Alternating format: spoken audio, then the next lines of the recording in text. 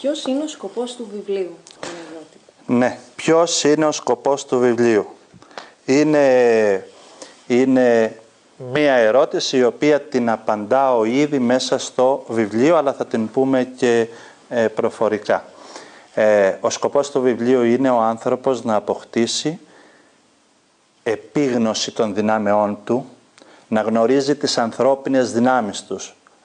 Ποιες είναι, τι είναι, πώς μπορούν να λειτουργήσουν σωστά, με σκοπό ωφέλιμο για τη ζωή του. Ο πρώτος σκοπός του βιβλίου είναι να μάθει ο άνθρωπος για τις δυνάμεις του, να τις γνωρίζει, με σκοπό να τις λειτουργήσει σωστά, για να αποκτήσει ένα πνευματικό σώμα ολοκληρωμένο στην αγάπη.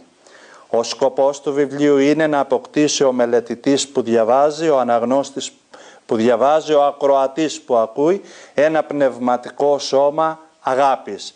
Το πνευματικό σώμα έχει τρία επίπεδα. Είναι το σώμα του νου, το σώμα της καρδιάς όπως συνήθως λέμε και το σώμα του λόγου.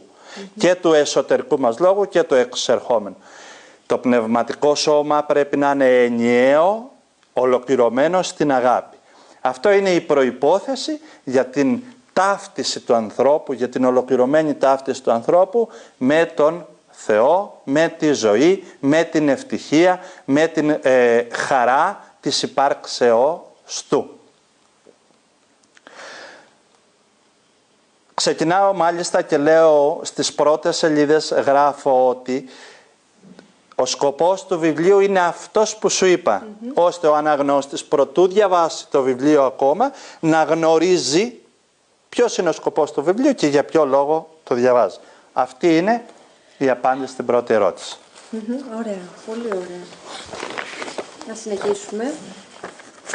Ποια είναι η ουσιαστική διαφορά του γνώθησε αυτών των αρχαίων Ελλήνων και της αυτογνωσίας που προσφέρει το βιβλίο? Τούτη εδώ η ερώτηση είναι ένα πραγματικό θαύμα, γιατί δείχνει μεγάλο βάθος ανθρώπου που έχει μελετήσει το βιβλίο μου και ξέρω ότι εσύ το έχεις μελετήσει πολλές φορές με πολλούς τρόπους και έχουμε ξαναμιλήσει. Η ερώτηση όμως έχει βάθος ιδιαίτερο. Ποιο είναι το βάθος?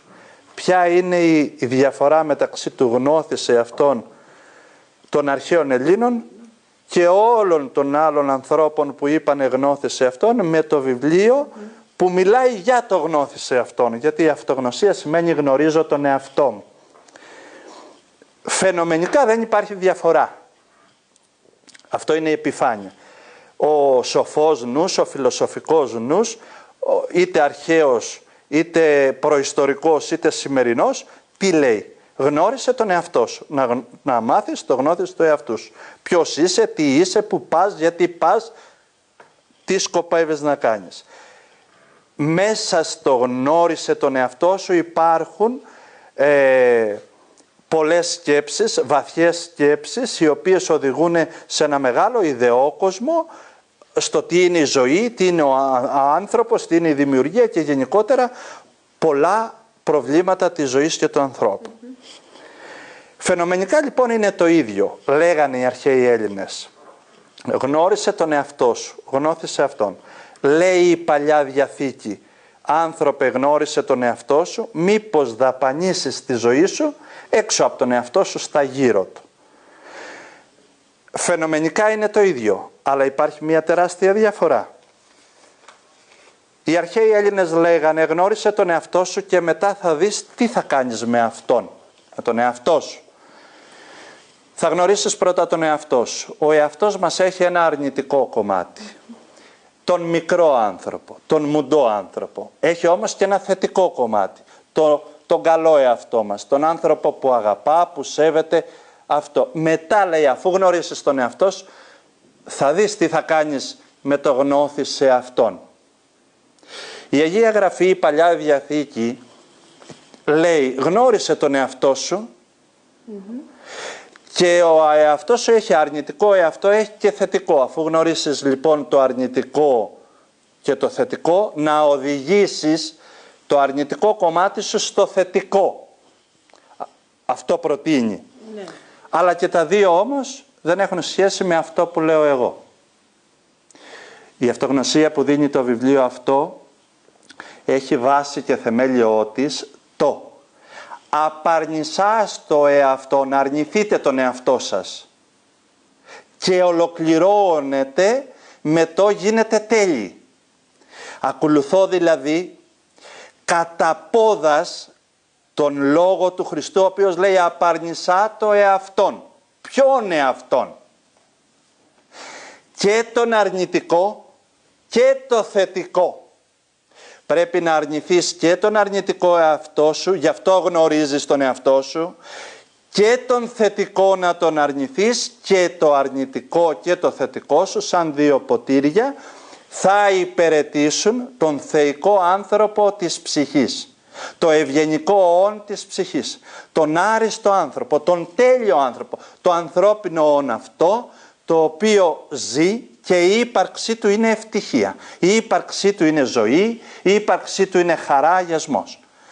Αυτόν τον άνθρωπο που τον λέμε στην γλώσσα τη φιλοσοφική ολοκληρωμένο άνθρωπο, που το λέμε τον άνθρωπο στη γλώσσα της θεολογίας τέλειο άνθρωπο, που το λέμε ανθρώπινο όν στη γλώσσα της ανθρωπολογίας.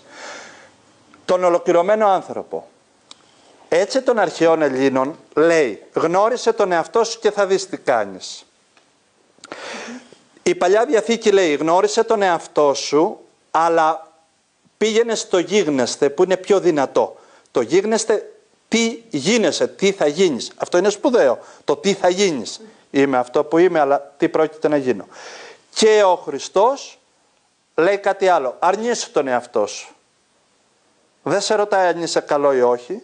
Το βιβλίο ακολουθεί αυτή ακριβώς την μεγάλη εντολή με το σου γνωρίζω τον εαυτό σου για να αρνηθείς και το αρνητικό σου και το θετικό σου, και τα δύο θα υπηρετήσουν τον θεϊκό άνθρωπο που φέρνει η εικόνα της ψυχής. Η εικόνα του ανθρώπινου όντως. Εκεί είναι ο τέλειος άνθρωπος, εκεί είναι η ζωή, εκεί είναι η χαρά.